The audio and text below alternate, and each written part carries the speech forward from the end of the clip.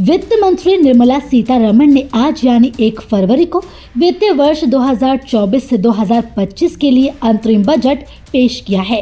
अप्रैल से मई में लोकसभा चुनाव होने वाले हैं, इसलिए यह अंतरिम बजट है। इस बजट में वित्त मंत्री निर्मला सीतारमण ने 4 जातियों को सर्वोच्च प्राथमिकता दी है। वित्त मंत्री ने संसद में पेश बजट के दौरान कहा कि गरीबों, महिलाओं, युवाओं और किसानों की आवश्यकताएं, आकांक्षाएं और कल्याण हमारी सर्वोच्च प्राथमिकता है। आइए आपको सुनवाते हैं केंद्र सरकार के अंतरिम बजट से आम जनता, पक्ष और विपक्ष दलों के साथ व्यापारियों को क्या उम्मीदें थी। जी प्रिया तिवारी, जिस तरह से केंद्र सरकार का अंतरिम बजट आने वाला है, क्या उम्मीदें, आप युवा हो, क्या उम्मीदें रखते हो? जी जहाँ तक अभी हम लोग थोड़ी बहुत पढ़ाई भी कर रहे हैं, तो मेरे हिसाब से ना थोड़ा सेक्टर वाइज डिवीजन अच्छा होना चाहिए। जैसे अगर आप डिफेंस में देखेंगे तो सरकार 13% 14% का बजट निकाल देती है। फिर उसके बाद में सुनने में आता है कि यहाँ पता लग रहा है कोई राफेल आ रहा है, कुछ आ रहा है, उसमें घोटाला हो रहा है। और अगर आप देखेंगे हेल्थ सेक्टर में अगर देखेंगे तो वही 3% का बजट है। मतलब फिर हम लोग कोविड के टाइम पे दौड़ते हैं कि आईसीयू ये हो रहा है, तो थोड़ा सा मतलब डिवीजन अच्छा कर दें कि ठीक है, डिफेंस में भी जरूरत है, हालांकि चाइना पाकिस्तान दो तरफ से हमारे बॉर्डर है, बट हेल्थ सेक्टर में थोड़ा बढ़ाना चाहिए उनको। फिर अगर आप फार्मर्स की तरफ लेंगे, कोई किसान की बात अगर कर लीजिए, अभी आप महंगाई देख रहे होंगे, टमाटर का वो स्टॉल लग रहा है, उधर अलग स्टॉल लग रहा है कि हम लोग नॉर्थ साइड से लेके आ रहे हैं, तो इतनी सब्सिडी बढ़ा दें किसानों के लिए भी कि एटलीस्ट जब उनको जरूरत हो, चाहे वो सीड की हो या पानी की कमी हो रही है, बारिश टाइम से नहीं हुई है, कोई भी सीजनल अगर उस तरीके की चीजें हो रही हैं, तो उनको इतना सपोर्ट मिल जाए कि वो खुद ही प्रोड्यूस कर लें, तो इस तरीके की चीजें ना आ पाए। फिर काला बाजारी वगैरह, आपने इतने सारे कानून बना रखे हैं, बट बात यह है कि उसका इम्प्लीमेंटेशन ठीक से नहीं हो पा रहा है कि लागू करने के लिए जो पॉलिसीज होती है, ठीक है, कहते हैं ना कि मतलब अगर आपने 15,000 ऊपर से निकाली है, रुपए निकाले, तो वो पहुंचते पहुंचते 2 रुपए भी नहीं बचता है, बढ़ जाता है। तो वो बस लागू पॉलिसी को थोड़ा इम्प्लीमेंटेशन की जरूरत है, बाकी तो चीजें ठीक है, और थोड़ा सा डिवीजन अच्छा हो जाना चाहिए। और बाकी जैसे देख रहे हैं कि मतलब अभी मान लीजिए कोई भी सेक्टर पे नौकरियों की जो बात कर रहे हैं युवा, ठीक है, अग्निवीर है, लोगों ने प्रोटेस्ट किया, बात अलग है, बट हाँ, थोड़ा सा सरकारी सेक्टर में आपको वैकेंसीज बढ़ाने की जरूरत है। जैसे अगर प्राइवेटाइजेशन होता चला जा रहा है, तो प्राइवेटाइजेशन अच्छी चीज है, सरकार के पास पैसा आएगा, सरकार का जो फिस्कल डेफिसिट कम हो जाएगा, बट वहीं पर आपको थोड़ा सा ना मतलब गवर्नमेंट का भी रोल बढ़ाना चाहिए। मतलब अगर आप हर चीज प्राइवेटाइज कर देंगे तो जनता का जो भरोसा है वो कम होता चला जाएगा। अगर जनता आप पे इतना भरोसा कर रही है कि 2018 के बाद आपको एक और टर्म मिला है और फिर से आप तैयारी कर रहे हैं, आप एक और सत्र के लिए आने जा रहे हैं 5 साल के लिए, तो कोशिश करिए, मतलब प्राइवेटाइजेशन करिए, बट उसका थोड़ा अगर अच्छे तरीके से उसको कह सकते हैं ना लागू किया जाएगा तो बेहतर है। रेलवे का भी देख लीजिए, उसको प्राइवेटाइज किया गया तो क्या हो गया, चार्जेस बढ़ गए हैं, बट सफाई अगर अभी आप जाके देखेंगे तो कुछ नहीं मिल रही है। तो बजट, हाँ, सुविधाएं उतनी मिल ही नहीं पा रही है। मतलब प्राइवेटाइज इसीलिए किया गया था कि लोगों को अच्छी सुविधा मिले। किसी की भी बात कर लीजिए, ठीक है, अभी जर्नलिस्ट की भी बात करिए, इतना उनके ऊपर अत्याचार होता है, वो लोग मतलब अपना वो नहीं दिखा पाते। तो हर चीज को एक प्रॉपर रोल देना चाहिए, बस ये है कि बराबर से डिवीजन कर दें तो वो अच्छा रहेगा। दीक्षा सिंह, जिस तरह से केंद्र सरकार का अंतरिम बजट आने वाला है, क्या उम्मीदें रखते हो, आप युवा हो? देखिए, सबसे पहले मेरा ये मानना है कि वैकेंसीज टाइमली आएँ। केंद्र सरकार का बजट है, बट हम स्टेट से ये डिमांड करते हैं कि वैकेंसीज जितनी आए टाइमली आए और टाइमली कंप्लीट हो, है ना। और जैसे कि पब्लिक सर्विस कमीशन में अभी 200-250 इतना बड़ा स्टेट है और वैकेंसीज इतनी कम आती हैं, तो that is not a good thing. तो थोड़ा उस पर ध्यान देना चाहिए। ऐसा नहीं कि वैकेंसी होगी नहीं, होगी, और इतनी बड़ी पॉपुलेशन है यूपी की। आप सिर्फ रोजगार बढ़ रहा है, बेरोजगारी कम हो गई है, वो 2017 से कंपेयर करके उससे नहीं रख सकते हो। आपको देखना है कि हर स्तर का इंसान, अभी हम जैसे यूपीएससी की तैयारी कर रहे हैं, यूपीपीएससी की, हम अगर ग्रेजुएट हैं, पोस्ट ग्रेजुएट हैं, एमएससी कर रखा है, तो हम भाई अप्लाई हर इंसान हर चीज़ के लिए करेगा, बट हम अपने स्तर का देखते हुए, कुछ नहीं तो यूपीपीएससी बहुत ज़्यादा लोअर पीसीएस अब करने को तो भाई 3rd ग्रेड भी करेगा, बट वो भी वैकेंसी आए टाइमली, बस इतना है।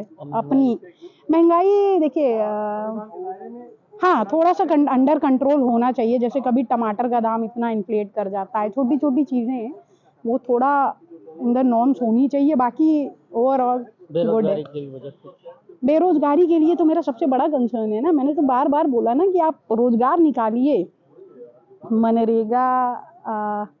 मनरेगा के ऊपर मुझे नहीं बोलना है, मेरा ये है कि रोजगार आप निकालिए, चाहे बी ग्रेड सी ग्रेड, और लोग तैयारी कर रहे हैं, पढ़ रहे हैं, जिस हिसाब से यूपी की पॉपुलेशन है उस हिसाब से वैकेंसी प्लीज निकालिए, बस इतना है। प्रकार से भैया क्या करते हैं आप? ठेकेदारी करता हूँ। भैया क्या दिक्कतें हैं, क्या बजट में क्या संशोधन चाहते हैं आप?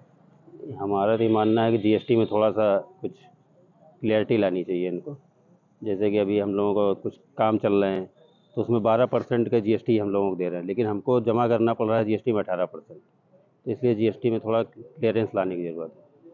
और कई बार रिव्यू का भी एक सिस्टम होना चाहिए।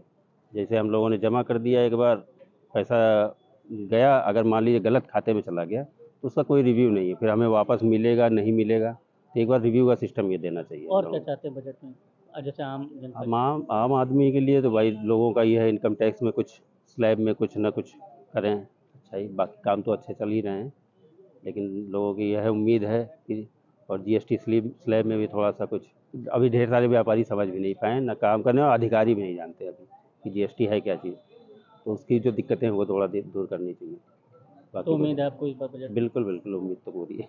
मैं सुनील सिंह, जो कि एक किसान परिवार से ताल्लुक़ रखता हूं, और सरकार बजट आने वाला है तो एक तरह से हमें उम्मीद है कि वो किसानों के लिए अच्छा करेगी, क्योंकि जो समस्याएं हैं किसानों की, सबसे बड़ी बात तो अपनी फसल को बेचना। फसल तो पैदा हो जाती है लेकिन उसको कहाँ बेचें, कैसे बेचें, इसकी बहुत असुविधा हो रही है, क्योंकि मंडी दूर होता है और लोकल बिचौलिए माल को ख़रीद लेते हैं। उस चीज़ को हमें है कि सरकार कुछ न कुछ लोकल मंडी भी बनाए, छोटे स्तर पे भी, छोटे छोटे बाज़ारों में, जो कि सड़कों से जुड़े हों, कि मेन मार्केट से फिर आगे जाके मेन मार्केट से जुड़ा जाए। ये उम्मीद है कि उनका ध्यान रखेगी। बाकी बीमा, कहने को तो बीमा होता है लेकिन मिल नहीं पाता है, उस पर थोड़ा फोकस करे सरकार। किसान फसल बीमा के साथ साथ किसानों का भी बीमे पे थोड़ा सा फोकस करे और बढ़ाए जो है उस चीज़ को। बाकी बेरोज़गारी है सबसे बड़ी समस्या, महंगाई? जो गांव से लेकर शहरों तक। तो उम्मीद है कि सरकार रोज़गार पे भी ध्यान देगी इस बार, क्योंकि सबसे बड़ा मुद्दा आने वाले समय में ये रहेगा, बेरोज़गारी। नमस्कार, मेरा नाम इंजीनियर हेमंत राज है। हेमंत जी, जिस तरह से केंद्र सरकार का अंतरिम बजट आने वाला है, क्या उम्मीदें रखते हैं आप?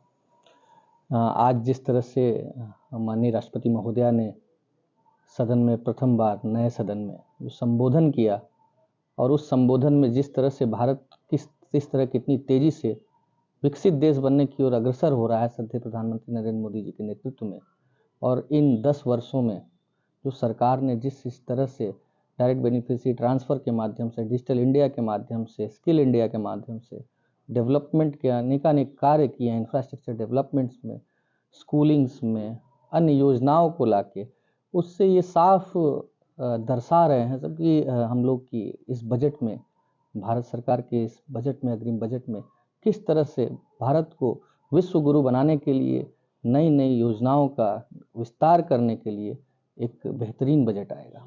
अंतरिम बजट है, जिस तरह से उत्तर प्रदेश को सबसे बड़ा एक लोकसभा की सीटों का प्रदेश भी माना जाता है, और यहाँ अयोध्या भी है, तो अयोध्या और उत्तर प्रदेश के विकास के लिए क्या बजट में कुछ? बिल्कुल, जाहिर सी बात है कि उत्तर प्रदेश जो 30 करोड़ से ऊपर की आबादी रखता है, और देश के उत्थान में सबसे ज़्यादा सहयोग करने वाला, अब तो धीरे धीरे जब से श्रद्धेय योगी आदित्यनाथ जी मुख्यमंत्री बने हैं, तब से आप देख रहे हैं किस तरह से इन्वेस्टर समिट जितनी हुई, और उस तरह से इंफ्रास्ट्रक्चर डेवलपमेंट के साथ साथ इंडस्ट्रियल डेवलपमेंट में किस तरह से हम इनके नेतृत्व में अग्रसर हो रहे हैं। यूपी नेडा से ले लीजिए, या फिर कोई भी इंडस्ट्रियल डेवलपमेंट से कितने नए नए प्रोजेक्ट्स जो डिजिटल इंडिया को लेके ही, नई डिफेंस को भी लेके हमारे उत्तर प्रदेश में आए हैं। उस तरह से ये साफ है कि किसी भी प्रकार से इस अंतरिम बजट में उत्तर प्रदेश के बहुतेरे विकास के लिए योजनाएं आएंगी। और साथ ही साथ जैसे आपने बोला कि श्री राम मंदिर के उत्थान पे, आपको पता है कि भारत के इस इकोनॉमिकल ग्रोथ में मंदिरों से, हमारे मंदिरों के ट्रस्ट जो हैं, हमारे हिंदू जितने भी मंदिर ट्रस्ट हैं, उससे किस तरह से एक अच्छा योगदान जाता है, धन आता है, टैक्सेस आते हैं। तो जाहिर सी बात है कि अगर मंदिर के निर्माण से इतना विस्तार हो रहा है और एक इकोनॉमिकल ग्रोथ हो रही है, तो उसके लिए भी इस बजट में ज़रूर कहीं ना कहीं मथुरा है, काशी है, वो आगे विस्तार होगा। आम व्यक्ति की बात करें, आप भी आम जनमानस में रहते हैं, महंगाई की बात की है तो बजट में महंगाई का कितना असर? देखिए, पिछले भी आपको पता है कि पिछले भी कई बार से, जैसे हम टैक्स मिडिल क्लासेस के लिए कि टैक्स रिबेट्स आए थे पिछले बार भी, इस बार भी ऐसा ज़रूर, जीएसटी से हमारे पास बहुत कलेक्शन हुआ है और टैक्सेस बहुत कलेक्ट हुए हैं, तो ज़रूर मुझे लगता है कि हमारी जो वित्त मंत्री महोदया हैं निर्मला सीतारमण जी, ज़रूर इसमें नया कुछ संशोधन करके, और इसमें किस तरह से आम जनमानस को सहूलियत मिले उसका ध्यान देते हुए बजट बनाया। कल केंद्र सरकार का आखिरी बजट उनके समर्थकाल का आने वाला है, क्या उम्मीदें रखते हैं?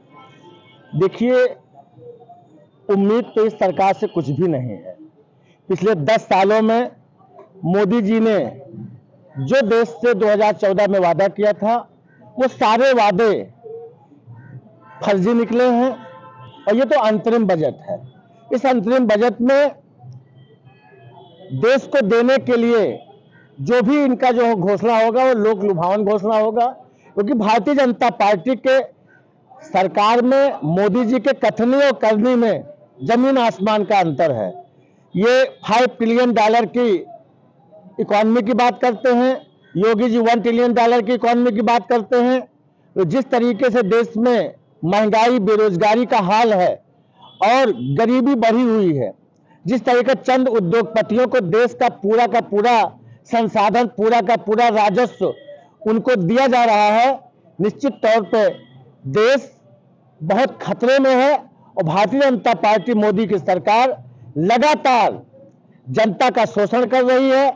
केवल और केवल धर्म के नाम पर लोगों को उकसाना और लोगों के भावनाओं को उद्दमित करके किसी भी तरीके से साम दाम दंड भेद सत्ता हासिल करना, यही इनका असली चाल चेहरा है। जनता अब समझ चुकी है। जिस तरीके से कांग्रेस की सरकार ने, हमारे मनमोहन सिंह की सरकार ने ग्लोबलाइजेशन, लिबरलाइजेशन और देश में उदारीकरण के माध्यम से दुनिया में एक शक्तिशाली अर्थव्यवस्था के रूप में हिंदुस्तान जो है एक नाम था, आज करीब 6 लाख करोड़ रुपए से ज्यादा का आज जो है हिंदुस्तान का कर्जा है।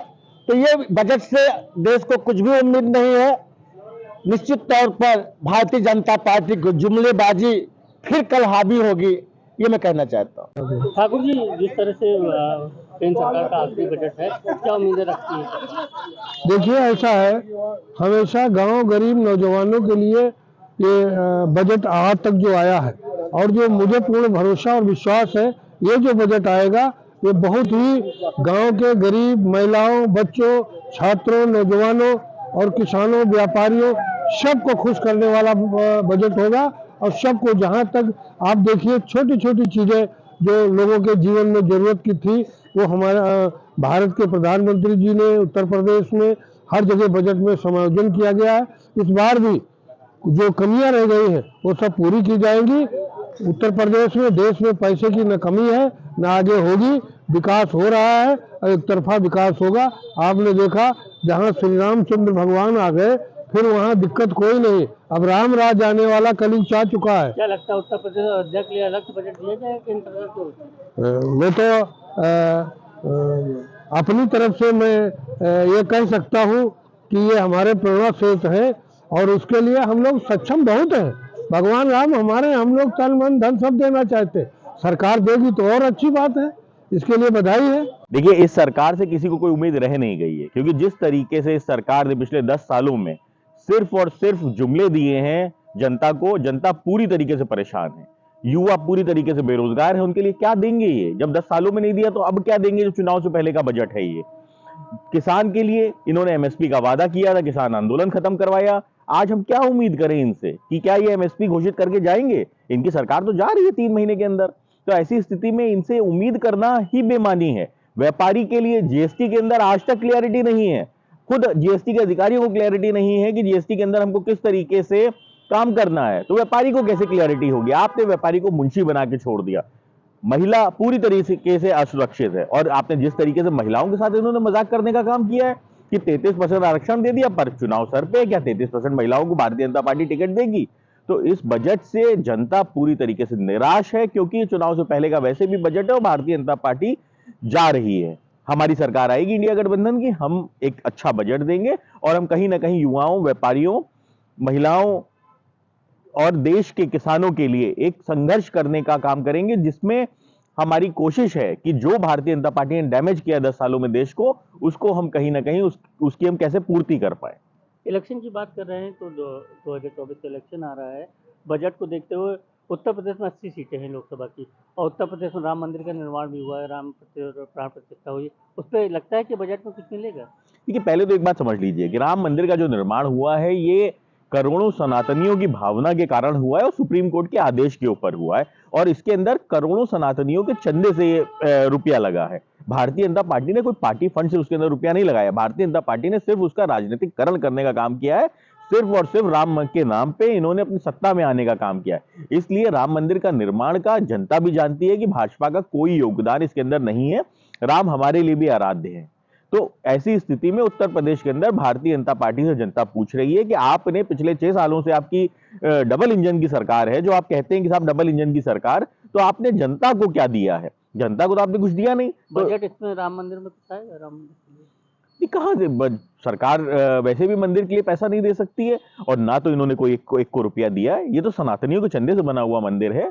सरकार ने कोई 1 रुपया भी नहीं दिया इसके अंदर। तो बजट के अंदर ये वैसे भी प्रोविजन भी नहीं कर सकते हैं। खैर, लेकिन ये अपनी पार्टी फंड से जरूर प्रोविजन कर सकते थे, पार्टी फंड से भी इन्होंने 1 रुपया देने का काम नहीं किया। तो ऐसी स्थिति में 80 की 80 सीटें उत्तर प्रदेश के अंदर मुद्दों के आधार पर हम जीतने जा रहे हैं, और भारतीय जनता पार्टी को आज कोई चुनाव लड़ने वाला नहीं मिल रहा है। फिलहाल के इस वीडियो में इतना ही। वीडियो पर आपकी क्या राय है? अपनी राय हमें कमेंट कर जरूर बताएं।